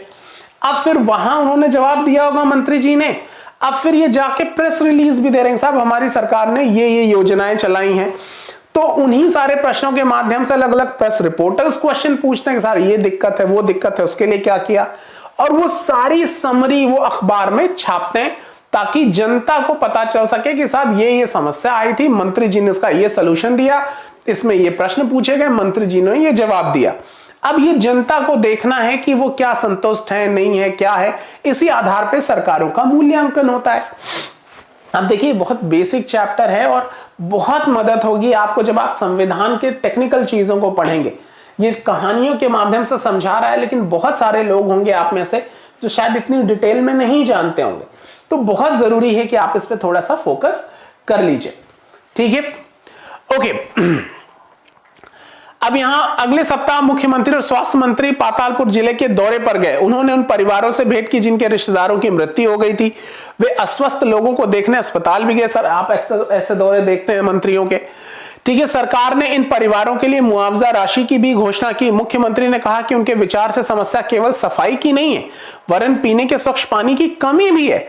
उन्होंने कहा कि एक उच्च स्तरीय जांच समिति की गठन की जाएगी जो सफाई सुविधाओं के लिए जिले की जरूरतों के बारे में विचार करेगी। अब देखिए, इसका भी फायदा जब भी इस तरीके की बातें उठाई जाती हैं, आप देखिए अभी किसान आंदोलन हुआ, बहुत सारे लोग मर गए, तो प्रधानमंत्री जी की इस बात को भी लेकर आलोचना की वो एक बार भी किसानों से मिलने नहीं गए। ठीक है, तो इसके पक्ष विपक्ष पे तर्क हो सकता है, क्यों नहीं गए, क्या जरूरत थी नहीं थी, लेकिन ये सारे डिस्कशंस होते रहते हैं। कोई एक्सीडेंट हो जाता है, कहीं बाढ़ राहत का रहते हैं, तो मुख्यमंत्री वहां विजिट करने जाते हैं, तो जनता को लगता है कि साहब हमारा प्रतिनिधि कॉन्शियस है हमारी प्रॉब्लम्स को लेकर, वो अवेयर है, वो उसके सोल्यूशन के बारे में सोचा, खुद ही विजिट करने आया कि वो देख सके। ठीक है, जो जरूरत होती है मुआवजा भी सरकारें उस पर देती हैं। ठीक है, अब यहां पूरा एक प्रेस रिलीज है कि किस तरीके से मुख्यमंत्री जी ने क्या क्या किया, इस तरीके के न्यूज है। ठीक है, अब जैसा आपने ऊपर देखा, वे लोग जो सत्ता में हैं जैसे मुख्यमंत्री और स्वास्थ्य मंत्री, उन्हें समस्याओं पर कार्रवाई करनी होती। अब यहां आपको स्ट्रक्चर ये समझा रहा है कि जो लोग पावर में हैं उनकी तो अकाउंटेबिलिटी, उनकी तो जिम्मेदारी है कि उस समस्याओं पर काम करें। ठीक है, अच्छा, वे ये कार्य विभिन्न विभागों द्वारा करवाते हैं, जैसे लोक निर्माण विभाग, कृषि विभाग, स्वास्थ्य विभाग, शिक्षा विभाग आदि। उनके पास पूरा टूल, एक मैकेनिज्म है, इन सारे डिपार्टमेंटों में रिलेटेड जो अधिकारी अथॉरिटीज हैं उनके माध्यम से वो चीजों को एग्जीक्यूट कर पाते हैं। उन्हें विधानसभा में उठाए गए प्रश्नों के भी उत्तर देने पड़ते हैं। ठीक है, और प्रश्न करने वाले लोगों को आश्वस्त करना होता है कि उचित कदम उठाए जा रहे हैं। इसके साथ साथ समाचार पत्र और अन्य माध्यमों में भी इन विषयों पर चर्चा करनी होती है। इसका उत्तर सरकार को देना होता है, जैसे प्रेस वार्ता आयोजित करना। मतलब कहने का मतलब ये कि चूंकि सरकार चुनी गई लोकतांत्रिक व्यवस्था, सारी कहानी को एक बार फिर से समझिए, व्यवस्था डेमोक्रेटिक है, यानी जनता का शासन है, जनता अपने ऊपर शासन कर रही है अपने प्रतिनिधियों के माध्यम से। अब जनता को होने वाली परेशानी वो उन्हीं प्रतिनिधियों के माध्यम से दूर की जानी है। ठीक है, तो वहां कुछ लोग ऐसे हैं जो बहुमत दल के सदस्य हैं और वो सत्ता में, उनके हाथ में अथॉरिटी है, सारे डिसीजंस वो ले रहे हैं, लेकिन उनके अपने डिसीजन की, उनके अपने एग्जीक्यूशन की कुछ सीमाएं हैं। तो बाकी सदस्य के लोग बार बार उनको अवेयर कराते, उनका ध्यान खींचते, साहब ये समस्या अभी भी रह गई। तो सरकार का जो सत्ता में लोग हैं उनका उत्तरदायित्व जनता के प्रति है। एक तो वो विधानसभा में ही दे देते हैं अप्रत्यक्ष माध्यम से, उनके प्रतिनिधियों के माध्यम से, उनके प्रश्नों के जवाब देकर। फिर जनता सीधा, जो सत्ता में लोग हैं, जो पावर में जो सरकार है, वो सीधा जनता से संवाद स्थापित करती है। कभी प्रेस वार्ता के थ्रू, जो भी ये सारे प्रेस कॉन्फ्रेंसेस होते हैं उनके थ्रू, सोशल मीडिया के थ्रू, ट्विटर हैंडल है, देखिए सारे डिपार्टमेंट का, सारे मिनिस्ट्रीज का उनका अपना ट्विटर हैंडल है, वो ट्वीट करते रहते हैं, रोजाना ट्वीट्स आते हैं, ये योजना हो गई, यहां गए, प्रधानमंत्री का ये दौरा रहा। तो वो रोजाना ये कोशिश क्या की जाती है, जनता से संवाद स्थापित हो सके। जितना ज्यादा कम्युनिकेशन होगा, जितनी ज्यादा जनता अवेयर होगी, उतने ही ज्यादा उत्तरदायित्व तय होगा। ठीक है, ये उद्देश्य है इस सारी व्यवस्था का। अब यहां पे आपके लिए दिक्कत क्या होती है, आपके लिए क्या समझने वाली बात है कि आप दिक्कतों को भी पॉइंट आउट कर पाएंगे कि अगर उस कम्युनिकेशन में किसी तरीके की गलती है, या कोई फेक न्यूज दी जा रही है, कोई गलत सूचनाएं दी जा रही हैं, तो इस आधार पर आप सरकारों का मूल्यांकन कर देते हैं कि आपको इस अपनी योजना को दिखाने के लिए किसी विदेशी, किसी दूसरे देश की डेवलपमेंट की फोटोज लगा दीजिए। ठीक है, कुछ गलत तर्क, कुछ गलत तथ्य दे दीजिए, फैक्ट्स दे दीजिए। तो इस आधार पे आप सरकारों का मूल्यांकन कर सकते हैं। सरकारों को इन बातों का भी ख्याल रखने की जरूरत है। ठीक है, ओके, यहां क्या कहते हैं, अब आगे सरकार सफाई और स्वास्थ्य सेवाओं के लिए नए नए कानून बनाने का भी निर्णय ले सकती है। उदाहरण के लिए वह कानून बनाकर हर नगर निगम के लिए अनिवार्य कर सकती है कि शहरी क्षेत्रों में पर्याप्त शौचालयों की व्यवस्था हो। यह भी सुनिश्चित किया जा सकता है कि हर ग्राम एक स्वास्थ्य कर्मी की नियुक्ति हो। किसी विषय पर कानून बनाने का यह कार्य प्रत्येक राज्य की विधानसभा द्वारा किया जाता है। इसके पश्चात विभिन्न शासकीय विभाग इन कानूनों का क्रियान्वयन करते हैं। पूरे देश के लिए कानून संसद में बनाए जाते हैं। संसद के बारे में आप अगले वर्ष पढ़ेंगे, हम 8वीं क्लास में इसके बारे में, पार्लियामेंट के बारे में बहुत डिटेल में समझेंगे। 6ठी क्लास में हमने लोकल गवर्नमेंट समझा था, 7वीं क्लास में हम राज्य विधानसभाओं को समझना है, राज्य सरकारों को, और 8वीं क्लास में हम फिर सेंट्रल गवर्नमेंट को समझेंगे। ऐसा ही स्ट्रक्चर वहां भी है, ज्यादा कोई डिफरेंसेस देखने को नहीं मिलेगा, लेकिन फिर वहां देखेंगे कि किन सारी बातों को कहा जा रहा है। ओके, लोकतंत्र में विधायकों के रूप में जनता अपने प्रतिनिधि चुनती है और इस तरह शासन मुख्यतः जनता का ही होता है। अभी हमने बात की कि चूंकि डेमोक्रेसी है तो शासन जनता का ही होता है। फिर भी अब देखिए इन लाइनों में ना बहुत सारे आपको तथ्य मिलते हैं, जो स्टेटमेंट्स वाले क्वेश्चन आते हैं यहीं से उठा लिए जाते हैं, बहुत मददगार होंगे आपके लिए। तो ये मंत्री फिर सत्ता पक्ष के सदस्य सरकार बनाते हैं और कुछ सदस्यों को मंत्री बनाया जाता है। ये मंत्री सरकार के विभिन्न विभागों के प्रभारी होते हैं, जैसे ऊपर दिए गए उदाहरण में स्वास्थ्य विभाग। इन विभागों द्वारा जो भी कार्य किया जाता है उसे विधायिका द्वारा अनुमोदित या स्वीकृत कराया जाता है। ठीक है, ओके। अब यहां एक पिक्चर है, लोकतंत्र में लोग अपना मत व्यक्त करने और सरकार का विरोध करने के लिए सभाएं आयोजित करते हैं। भी देखिए किसान रैली एक बढ़िया एग्जाम्पल था, भी हाल ही में हुआ। अक्सर तमाम सारे आंदोलन आप सुनते रहते हैं। अच्छा, यहां एक एक्सरसाइज है, ये आप देखते रहिएगा। शिक्षिका, ये उन्हीं एक्सरसाइजेस के लिए बच्चों के लिए कुछ निर्देश हैं। ठीक है, अब यहां कुछ चीजें हैं कि सन 2006 में डेंगू की महामारी के विषय में ये वॉलपेपर कक्षा छाई, वो भी क्लास वर्क कैसे बच्चों ने कराया है, ये सारी चीजें यहां दी गई हैं। अब यहां मोटे तौर पे देखिए यही सारी चीजें जो हमने अभी तक आपसे डिस्कस किया, कि एक बार फिर से समझ लीजिए सारी कहानी, कि हमने ये पहली क्लास में भी इसको समझा था। अगर आप वीडियो रिवाइंड करके देखेंगे तो आपको वो समझ में आएगा कि जनता लोकतांत्रिक व्यवस्था में पूरी कहानी एक बार फिर से समझ लीजिए कि चूंकि हमारी जो शासन व्यवस्था है इसका केंद्र बिंदु कौन है? पब्लिक, जनता है। चूंकि सिस्टम क्या है? डेमोक्रेटिक, लोकतांत्रिक व्यवस्था है और इसका केंद्र बिंदु जनता है। तो जनता है, इसका उद्देश्य क्या होगा? डेवलपमेंट ऑफ पीपल, जनता का ही विकास, ये उद्देश्य होता है लोकतांत्रिक व्यवस्था के लिए। इसके लिए जो टूल है वो क्या होता है? स्टेट होता है, राज्य होता है। ठीक है, राज्य का हमने समझा है कि मूर्त रूप वो सरकार होती है, गवर्नमेंट। हमने सरकार समझा 3 भाग, विधायिका, कार्यपालिका और न्यायपालिका, ये सब हमने समझा है। ठीक है, यहां जो व्यवस्था होती है वो 2 स्तरों पर होती है, केंद्र लेवल और राज्य लेवल। यहां विधायिका के माध्यम से हम अपने प्रतिनिधि चुनते हैं, यानी प्रतिनिधि कहां चुनकर भेजते हैं लोकतांत्रिक व्यवस्था में? विधायिका। यह भी प्रश्न पूछा गया है कि लोकतंत्र में जनता अपना प्रतिनिधित्व सुनिश्चित करती है विधायिका के माध्यम से, कार्यपालिका के माध्यम से, न्यायपालिका के माध्यम से, विधायिका के माध्यम से। हम अपने प्रतिनिधियों को विधानमंडलों में, केंद्र के रूप में संसद में, राज्य के रूप में राज्य विधानमंडलों में चुनकर भेजते हैं, विधानसभाओं में। तो विधायिका में हम चुनकर भेजते हैं। इसमें जो लोग चुनकर जाते हैं उनकी 2 कैटेगरी होती है, एक सत्ता पक्ष और दूसरा विपक्ष। ये सारे उस सदन के सदस्य होते हैं। इन्हीं सत्ता पक्ष में कुछ लोगों को उत्तरदायित्व दे दिया जाता है मंत्री के रूप में। अब मंत्री जी लोग जो भी पॉलिसीज बनाएंगे, जब पॉलिसीज बनाएंगे तो इसमें पूरी सभी लोगों का, विधायिका के जो भी विधायिका के लोग होंगे वो पार्टिसिपेट करेंगे, चाहे वो सत्ता में हो या विपक्ष में हो। सब मिलकर कोई कानून बनाएंगे। इसको लागू कराने की जिम्मेदारी सत्ता पक्ष की होगी, जो भी ये डिसीजन लेंगे। यानी ये जो भी डिसीजन ले रहे हैं सबका अप्रूवल चाहिए, पूरे सदन का अप्रूवल चाहिए। फिर इसको एग्जीक्यूशन कराएंगे।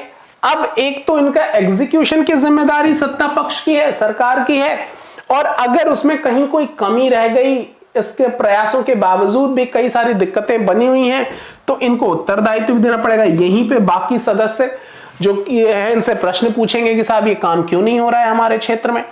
तो एक लेवल पे तो उत्तरदायित्व यही विधानसभा में ही हो गया, विधानमंडल में ही हो गया, वहीं पर सारा सवाल जवाब हो गया। दूसरा, यहां से छूटने के बाद इनको फुर्सत नहीं मिल गई, इनकी छुट्टी नहीं हो गई, अब बाहर आएंगे, जनता को प्रत्यक्ष, यहां तो अप्रत्यक्ष रूप से बता दिया, इनके प्रतिनिधियों के माध्यम से जनता को बता दिया, अब ये प्रत्यक्ष रूप से संवाद करेंगे, डायरेक्टली कम्युनिकेट करेंगे जनता के रूप में। वो प्रेस कॉन्फ्रेंस करेंगे, वो बताएंगे साहब हमारी ये योजना है, हमने ये प्रयास किए हैं, या इस समस्या आई थी हमारे सामने, इसके लिए हमने इतने समाधान किए। आप देखिए दिल्ली में, दिल्ली के मुख्यमंत्री हर 2 दिन बाद 3 दिन बाद आके बता रहे हैं कि साहब इतनी रिपोर्ट आ गई है, अब ये कोरोना के पेशेंट इतने बढ़ रहे हैं, हमारे पास इतने अस्पताल हैं, इतने सीटें खाली हैं, अभी तक इतने एडमिट हुए हैं, हमारे पास ये व्यवस्था है। वो जनता को प्रत्यक्ष रूप से आके बताते हैं, ठीक है। उस पर प्रेस रिलीज में उनके क्वेश्चंस पूछे जाते हैं कि किस तरीके की, क्या मौतों का क्या डाटा है, क्या लोग वाकई मर रहे हैं, सरकार उसको बचाने के लिए क्या कर रही है, तो ये सारे उनको जवाब दिए जाते हैं। यहां से उनका मूल्यांकन होना शुरू होता है। तो लोकतांत्रिक व्यवस्था में सारी कहानी यह है कि डेवलपमेंट ऑफ पीपल को इंश्योर किया जा सके। तो जनता अप्रत्यक्ष माध्यम से, अपने प्रतिनिधियों के माध्यम से, विधानसभाओं में अलग अलग यहां इंश्योर करती, सरकारों को केंद्रित करती हैं, और इन अपने क्या कहते हैं, कई बार जब बाहर आती हैं तो तमाम सारे आंदोलनों के माध्यम से, सोशल मीडिया मूवमेंट के थ्रू हम अपनी बातों से सरकार को लगातार अवेयर कराते रहते हैं, और सरकार फिर उस पर डिसीजंस लेती है। आपके सामने नंबर्स ऑफ एग्जांपल्स हैं, ठीक है, बहुत सारे ऐसे एग्जाम्पल हैं जिनको आप इन्हीं संदर्भों में देख सकते हैं। तो ये जो तीसरा चैप्टर था वो इतनी ही कहानी बताता है। मैं फिर आपसे कहूंगा अपने नोट्स जरूर बनाइए। नोट्स बनाते वक्त आप क्रक्स निकालिए कि हमने ये पूरा जो 4-5 पन्ने पढ़ा, उसमें बहुत सारी स्टोरीज पढ़ी, उनका क्या आधार हुआ। थोड़ी सी मैंने कोशिश की है, आपको शुरुआत में भी बताया, अंत में भी थोड़ा समराइज किया। आप इसको अपने लेवल पर पढ़ें और देखें कि मोटे तौर पे जब आप संविधान में पढ़ेंगे, जब हम पूरा मंत्री परिषद पढ़ेंगे, पार्लियामेंट पढ़ेंगे, संविधान के कौन से अनुच्छेद में क्या बातें कही गई हैं, तो चूंकि आपका बेसिक्स क्लियर होगा तो संविधान के प्रावधान आपको समझने में बहुत मदद होती है, और फिर उससे जुड़े हुए प्रश्न, चाहे वो प्रारंभिक परीक्षाओं में हो, प्रीलिम्स एग्जामिनेशंस में हो या मेंस एग्जामिनेशन में हो, आपके लिए हैंडल करना बहुत आसान हो जाता है। तो अगर आप इस तरीके से अपने आप को अभ्यास में लगाए रहेंगे, निश्चित रूप से जानिए जिसके लिए परीक्षाएं मुश्किल हैं होंगी वो आप नहीं है, आपके लिए बिल्कुल मुश्किल नहीं होंगी। ठीक है, तो चलिए आज इतना ही करते हैं। अगली क्लास में फिर अगले अध्याय को लेकर आपके साथ डिस्कस करेंगे। ठीक है, तो चलिए आपसे फिर मिलते हैं कल की क्लास में। Thank you very much.